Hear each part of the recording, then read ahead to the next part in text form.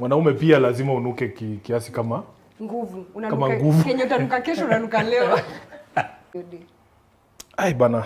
Hii sasa sadness ni kitu kingine pia si rahisi kuongelelea kama mwanaume Mluya. Si wasemanga ukisikia sad wewe kula tu.